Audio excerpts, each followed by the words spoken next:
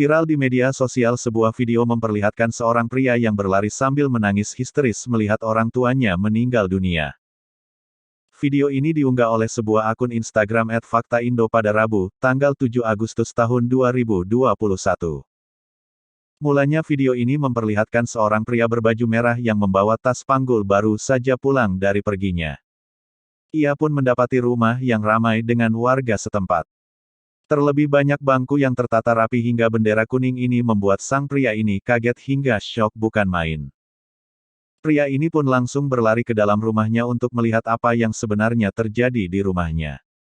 Sambil menangis histeris, pria ini pun tak bisa berkata apapun. Ia pun syok dan tak terima dengan kenyataan yang ada di depan matanya. Pria ini pun makin menangis histeris usai pria ini melihat orang tuanya sudah terbujur kaku di dalam peti. Ia pun cuma bisa kesal hingga mencak-mencak ingin menghampiri jenazah orang tuanya saking tak terimanya melihat orang yang sangat dikasihinya ini sudah meninggalkannya selama-lamanya.